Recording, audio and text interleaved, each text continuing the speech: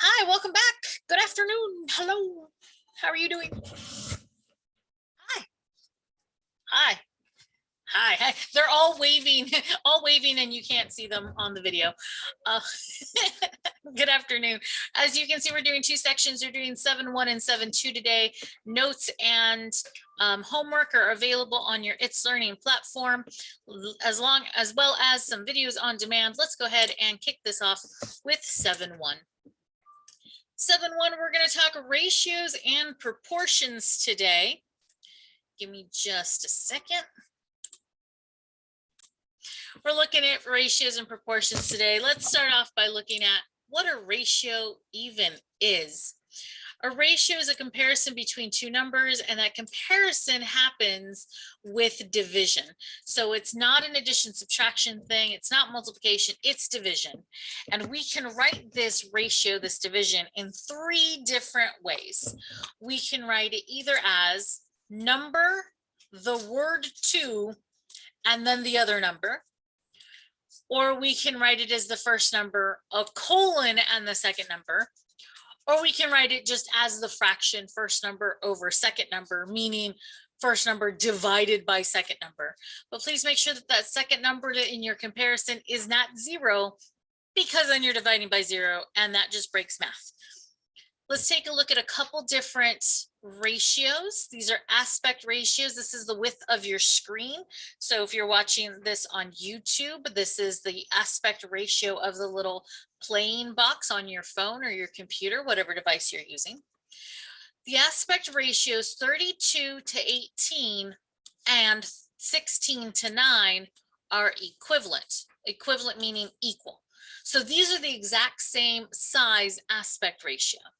What an aspect ratio is talking about is the width of the screen, how wide your viewing screen is, divided by the height, how tall your viewing screen is.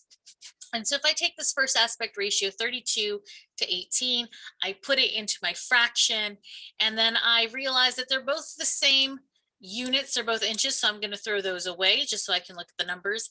And then I think about the common factors between 32 and 18. Both of these numbers are even, so they're both divisible by 2. And when I finish that simplification, I get the fraction 16 over 9, which is the same as the second aspect ratio. So please make sure that when you're writing down these ratios, that you express these fractions in simplest form. So make sure that those fractions are using the smallest possible number you can manage. Getting a lot of fraction practice work in this section. Our first example comes from the real world talking about sports, and it is using, I don't have my worksheet in front of me, so I believe it's the first section. Here we go, I have the worksheet right here, questions 1 through 5. So on your skill practice, this example will help you complete questions 1 through 5. Feel free to make a note, either in your notes or on your skills practice page, that this real world example 1 is what you use to help you figure out how to do questions 1 through 5. Let's dig in. So this is a sports question, and it says a baseball player's batting average is the ratio of, okay, now they're going to give me the two things we're dividing. So the first one is the number of base hits, and then they've given me the word 2. So that's like our divide. And then they gave me the number of at-bats. And if you're anything like me, I looked at that and went, what's an at-bat? I was so confused. So I went to Google, because Google has like all the world's knowledge. And I asked it, what does at-bat mean? And it basically told me that at-bat was when you stepped up and had the bat in your hand and went to try to hit the ball. It doesn't count if you actually hit the ball. It doesn't count whether you didn't hit the ball or if you just stood there and picked your nose. If you went and you held the bat and they threw the ball at you, that was one at-bat, regardless of what happened after they threw the ball. Okay, so we are going to divide the number of hits, that's the top of our fraction, by the number of at-bats, the number of times that he actually stood up and tried to swing at the ball. Now, what we're being asked for is his career batting average. So we're going to look at this chart here, and I notice that I have every year, 2006, 2007, so on, listed for 8 years worth of this man's career. And then at the bottom, I have my 8-year total. So these are the numbers that I'm really interested in.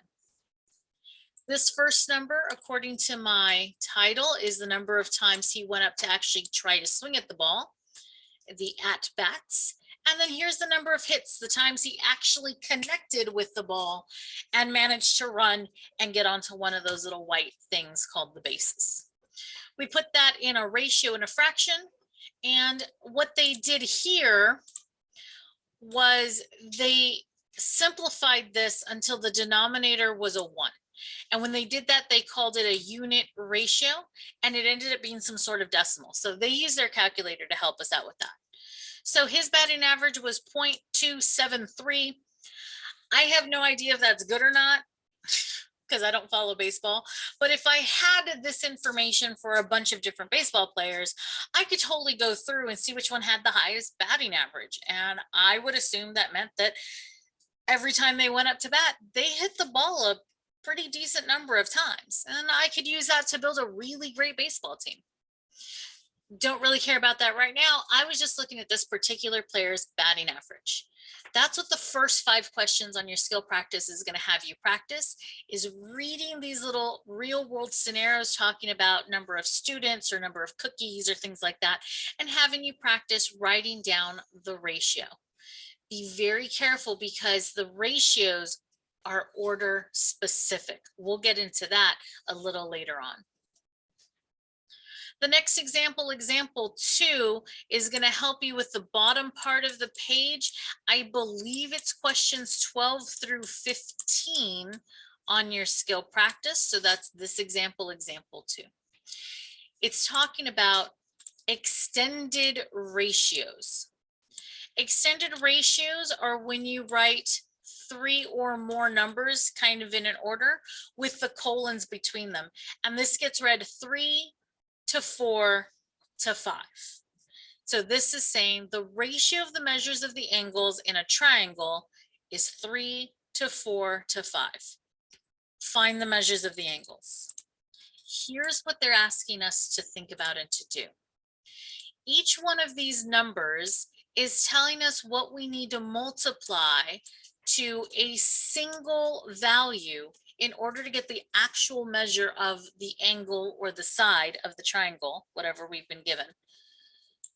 So 3 is the same as 3x, and 4 is 4x, and 5 is 5x. And they're all being multiplied to the same value, that same variable, in order to make sure that we're talking about the same triangle. So this is how we extend the ratio. So here's our new ratio, 3x to 4x to 5x. Giving that triangle a quick sketch, we can see that this corner here, this angle, will be the measure 3x. This corner we've labeled 4x, and this one we've labeled 5x. Since we're being asked to find the measure of the angles, we think back to our triangle angle sum that says, when I add all the angles in a triangle, I'm going to get 180. And so here is me adding all 3 of those angle measures that I created with that extended ratio. 3x plus 4x plus 5x equals the grand total of 180. Adding these 3 numbers together, 3 plus 4 plus 5 gives me 12. And then I need to divide both sides by 12 to get rid of this 12 out in front of the x. And when I do 180 divided by 12, I get 15. This is the value of x in this particular triangle. Now that I know the value of x, I can find the measurement of each angle. This angle was 3 times x. That means this angle is 3 times 15. 3 times 15 is 45. And I can do the same thing for every angle in this triangle. The 4x angle becomes 60. The 5x angle becomes 75. And if I add those 3 numbers, I'll see that it comes out to the 180.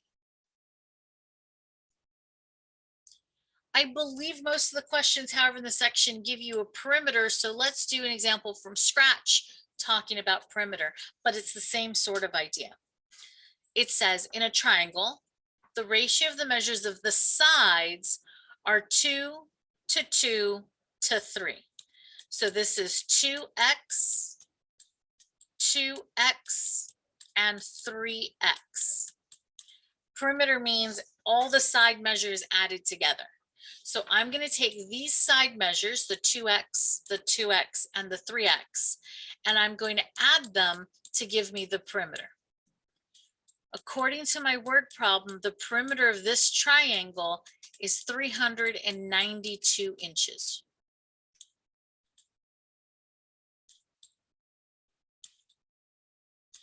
And now I'm going to solve for x so that I know what I need to multiply to each ratio part for this triangle to figure out the measure of those sides. So 2 plus 2 is 4, plus 3 is 7. So 7x equals 392. So x equals whatever I get when I take 392 and divide it by 7. Someone help, I don't know where my calculator is. I hear shuffling. I hear calculator buttons. I love the sound. Yell it out or throw it into my chat for me, please. 56 I heard from studio audience. All right, so then I read the rest of the word problem to see what I'm being asked to find. I'm being asked to find the length of the longest side. So that's this one, 3x. So the length of my longest side is whatever I get when I take 3 and multiply it to 56. Read your questions carefully to find out what they're asking for. They might ask for the longest side, they may ask for the shortest side, they may ask for all the sides.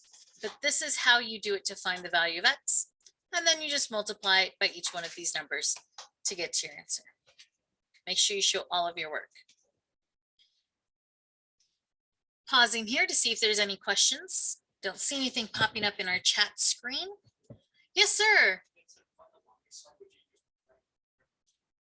So the question was, if we're trying to find the longest side, do we use Pythagorean theorem? If it's a right triangle, you can. But when we're talking about these extended ratios, don't worry about Pythagorean theorem. Do this. It's a little easier because you don't have those squared things involved. You're basically just adding up those numbers, dividing the grand total they gave you, and then multiplying that result by each one of those numbers again to find the measure. But I like that you're thinking that. Hold on to that little Pythagorean theorem thought. Great question. Thank you. Any other questions? Looking around studio audience. No questions coming up in my chat. Yeah. All right, let's go ahead and move on, because if you've noticed, I've given you how to do questions 1 through 5 and how to do questions 12 through 15, but I haven't said anything about how to do questions 6 through 11. So let's go ahead and look down at the next and final section of chapter 7.1, how to use the properties of proportions. So proportion is what happens when you get an equation where two fractions are equal. So the moment you have two fractions being equal, you have a proportion. And there's different parts of the proportion.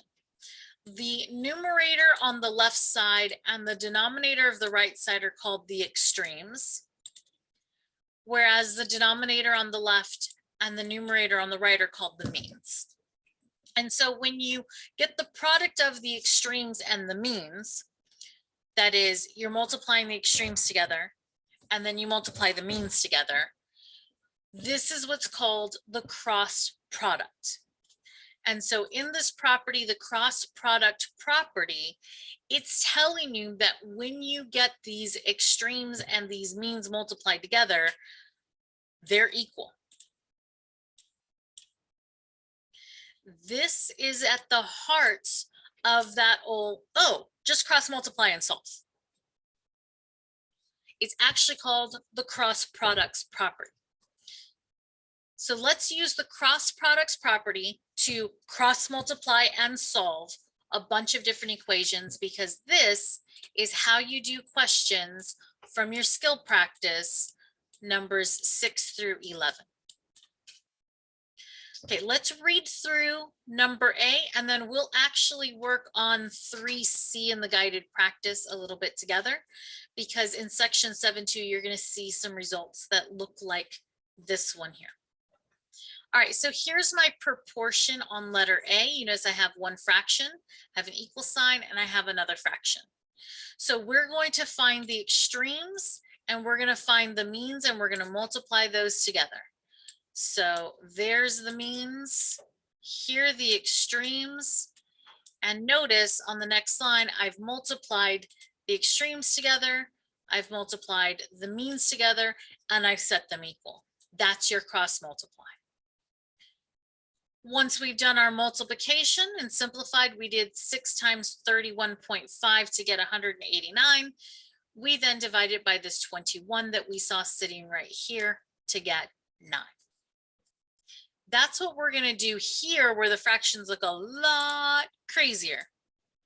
All right, I'm going to identify my means. That's this one and this one. So we're going to write those down. That's 9 times z minus 1.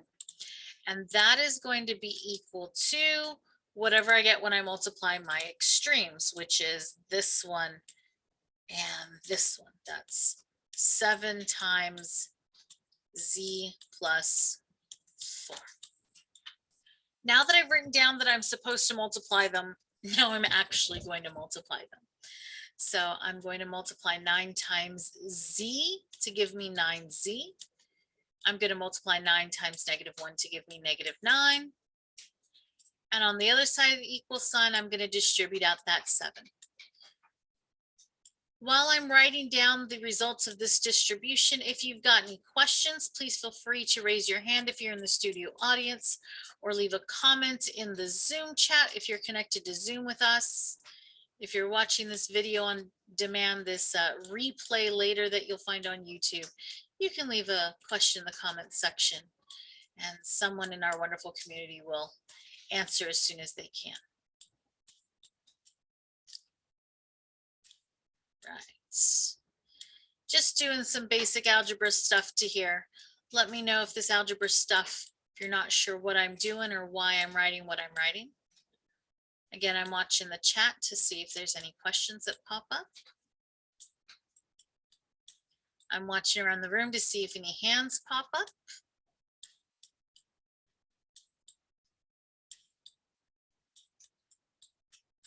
All right, and this is as far as I'm going to write, because I think from here it's pretty easy for everyone to see that if I divide both sides by 2, I'm going to get the result that z equals 37/2. And fractional answers are perfectly okay for this section. Questions? Yes, sir. Why does this look like a z next to the 2? Because it is a letter z.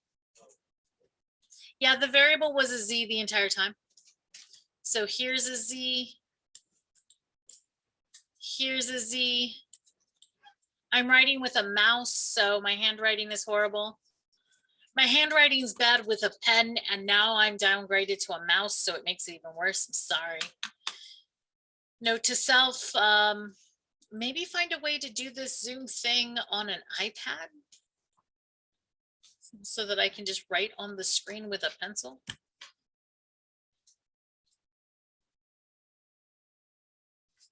Any other questions? Because that's a good one, checking my handwriting. I was doing this right here. Okay. No questions. We'll move on to actually using these proportions for some similar polygons. Notice our objective for this is that we are going to be solving some problems with similar polygons, and we're going to do that by writing proportions.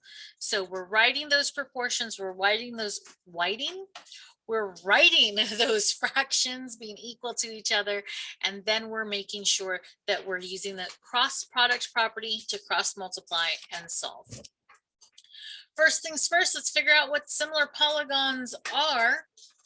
By definition, similar polygons are going to have the same shape, but not necessarily the same size. I don't know why this is not highlighting where I want it to highlight.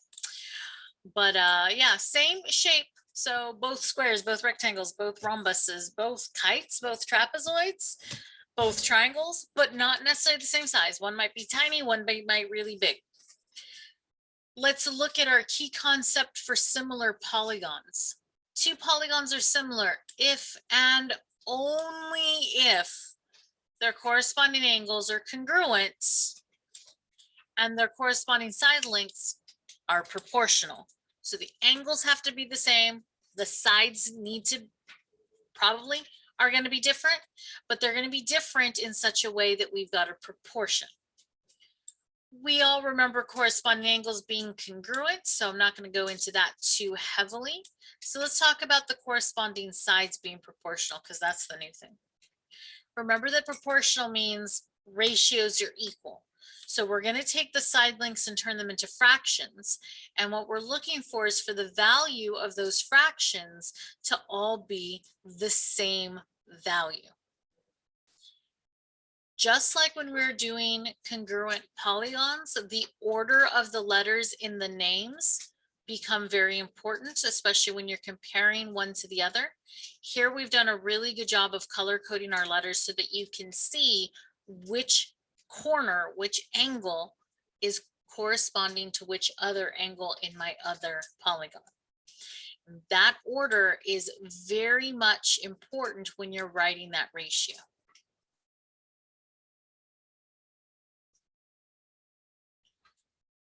When writing a similarity statement, just like when writing a congruent statement, you've got the symbol in the middle that is super important. That symbol right there, and I'm going to highlight it in yellow for you. This symbol is the symbol for similarity. It's just the little squiggle that we've put on top of the equal sign to turn equals into congruence. So just that little squiggle all by itself, no equals, that symbol means similar to. Okay. There's our little symbol highlighted off to the side. All right, let's take a look on how we are going to confirm whether we have a similarity statement or not. Notice that you need to first make sure that you've got congruent angles.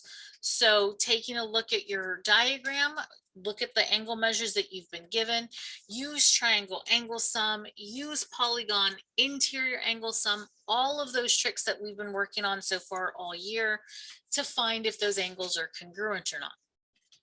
Once you've decided whether the angles are congruent, you can move on to checking if the sides are in proportion. Remember that if you get even one pair of angles not congruent, there's no way these shapes can be similar. So you can stop, you don't have to check the sides. But let's say all the angles were congruent, we do need to check the side proportions. It's important that you make sure that these letters are showing up in the same order, top to bottom. And when you get these fractions, this ratio, which we call the scale factor, is really going to depend on the order that you're making the comparison. I hinted to that earlier in this conversation, but now it becomes super important that you are very careful with what order you're making your comparison. So for example, in this diagram, we're going to say that these triangles are similar to each other, triangle ABC and triangle XYZ. If you are comparing the scale factor of triangle ABC to the scale factor of triangle XYZ, then you need to put the measurement of the first triangle you talked about on the top in the numerator, and then the information for the triangle that you listed second in the bottom in the denominator, because that's going to give you a completely different scale factor if you do it the other way around. Notice when I talked about XYZ first and ABC second, you get reciprocals. It flips your scale factor fraction. So when you are finding the scale factor, when you're checking to see if your sides are proportional, you have to make sure that you're comparing those side measurements in the same order. Otherwise, your scale factors are going to come out flipped and you're not going to see that they're in proportion, and you're going to see a shape that is similar. You're going to end up saying that it's not similar. Okay, let's do one of these together. On a very blurry pixelated sheet of paper, I'm sorry that these notes are so blurry. Note to self, double check your notes typesetting. Okay, so what it says very blurrily is determine whether these are similar. If they are, write the similarity statement. That is this thing right here. We're going to write one of those. And write the scale factor. That is, you're going to write what this fraction is, the proportion. And we're going to explain our reasoning. So I'm going to do that reasoning verbally on your worksheet. You're going to handwrite it out, your reasoning. And I believe this will help you with skill practice questions 1 and 2 in section 7.2. All right, so the first thing I need to do is check to see if my angles are congruent. All right, I'm looking at angle N. I notice that angle N has one little arc. I'm going to look at my other triangle and I'm going to find any other angles with one arc. Here it is, angle R. Okay, so those two are congruent. I see angle Q that has 2 arcs, so I'm going to look in my other triangle for an angle with 2 marks. There it is at S. Now, if I look at P, I don't have any information at P. I don't know what its angle measure is, and I don't know what it's congruent to.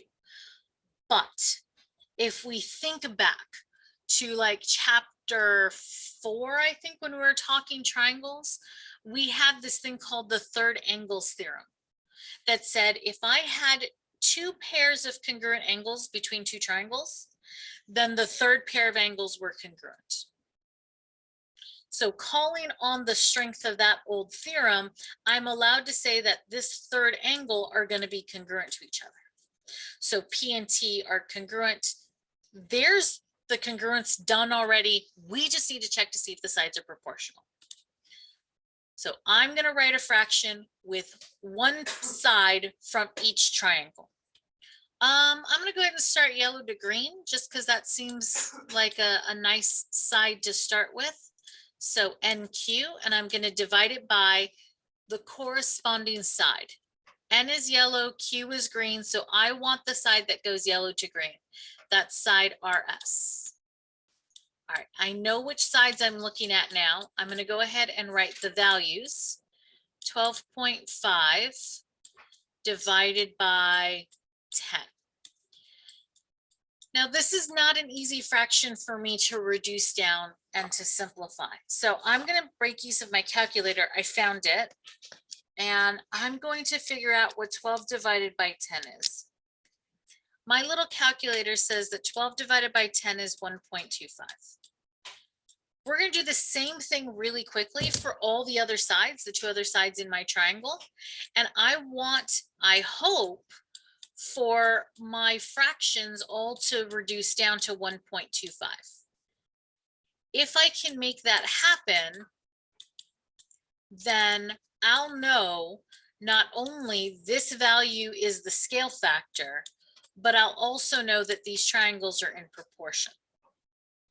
I'll know that these triangles are in proportion because all of their angles are congruent and the ratio of their sides are all the same.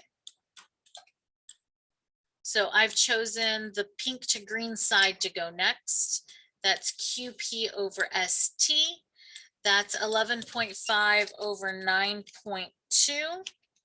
Just going to my calculator really fast. I once again get 1.25. So I have a good feeling so far that this is going to work. But I have to do it to all 3 sides, even if I have a good feeling, because something could break. And if I don't go through the process of checking everything, then I could be wrong. And I don't want to run that risk. Okay, 12 over 15. When I do my little calculator, I find that that's also 1.25. Okay, all the angles are congruent. all the sides are in proportion. So this thing is similar. So we're going to write our similarity statement. These are triangles. I'm going to write the name of the first triangle, and I'm going to write those letters in whatever order I want. This order doesn't matter. It's the order of the second triangle that matters. N was yellow, Q was green, and P was pink. So I need to write my letters in that same color order. In the second triangle, the yellow letter is R, the green letter is S, and the pink letter is T. There's my similarity statement. And my scale factor, which I'm going to abbreviate as SF, is 1.25. And for the explain my reasoning, I would write out all three angles are congruent, P and T congruent to each other because of third angles theorem. And by these calculations showing here, all of the sides are in proportion. Questions on how you would do these? Check in chat. I'm looking around the room for hands up. If you're watching this recording later, go ahead and leave a comment down below in the YouTube comment section. We'll answer your question, community will, as soon as we can. Okay, cool. The rest of the worksheet is going to be done, and I think there's only like 4 more questions, so 3 through 6 is going to be done exactly like this guided practice. And I'm going to do 3A for you. I'm going to do it in this little space over here because I didn't give myself much room. We've been asked to find the value of each variable if the shapes that we're looking at are already similar. So they're already similar. If we're looking at angles, just find corresponding angles congruent, easy done. If you're given sides, which is the only information we've been giving about these triangles right now, what we have to do is write a proportion. Okay, I'm going to look at the first variable I've been asked to find, x, and I'm going to look at my figures, and this side from L to M is the side that has the x. So I definitely want to use side LM. The question is, what other sides do I need to use to help me write a proportion that I can easily solve? Well, looking back at my figure, I know I don't want to use this side here from J to L because that measurement has a variable in it, has Y, and that's not going to be helpful for me. So I'm going to throw it away. But that means I'm also going to throw away one of the bits of information on my other triangle. So let me color code the corresponding corners to help me figure it out. J came first and Q came first. So those two are corresponding. In the name, L is in second place, S is in second place. So L and S are corresponding, and that leaves the last letters M and T corresponding. All right, so LM is green to white. So I want the other side to be from green to white, ST. So there's one of my ratios. I'm going to set it equal to, I get to pick 2 more sides, one from the first triangle, one from the second triangle. Doesn't matter which sides I pick, except that I know I've already thrown away the side that goes from yellow to green. So that means that I'm going to be using yellow to white, J to M. Now notice that when I'm setting up these ratios, I decided that this triangle here on the left is on the top of the fraction and the triangle on the right is at the bottom of the fraction. That's just a choice I made because of who I am and how I wanted to make my choice. If you wanted to put the information for the triangle on the right on the top of the proportions, you go right ahead. There's nothing wrong with that. You will get the correct answer anyway. I just decided to do it this way because that's what I wanted to do today. I'm going to go ahead and substitute the information from the triangle. LM was told to me to be 6x minus 3. ST was told to me to be 3. JM, I have the information of 4. And QT, I have the information from 2. And now the problem looks exactly like the ones we did in the previous section when we were using the cross product property to cross multiply and solve. Hit me up with questions. I'm looking for questions around the room while I start this, and I'm looking for questions in my live chat.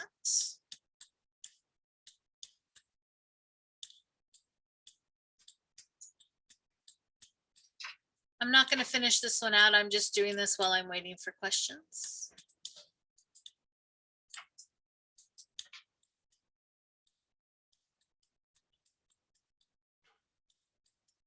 Yes, sir. So if you want to see it bigger on your screen so it's a little more close, just click on this Join Zoom Now link. Yeah, it's going to throw up on you. So just click OK. And then throw away the cookie offer and then click Join from your web browser. It's going to, you have to scroll down a little bit on your iPad and that'll get you into what we're seeing now. All right, thank you. Great question. All right, the last thing to say is when we've got perimeters of similar polygons, the ratio of the two perimeters is the exact same as the ratio of each of the individual sides. And so if you're asked to find a perimeter and you're given two similar polygons, you can definitely use this idea. This is theorem 7.1 to help you find that perimeter. Okay, we don't have any more questions. Chat's quiet, looking around the room. Hello, are you awake? Everyone looks up at me. Hi, thanks for looking over. All right, I'm going to go ahead and do the outro. Thank you very much for hanging out with us today. Thanks again. If you're watching on the YouTube, don't forget to hit like, subscribe, the bell if you're one of my current students this year, so that way when I post the recording of your lecture and you know that you wanted to go back and rewatch it, you totally can do that. Thanks again. Have a good one, and we'll see you in class next time. Bye.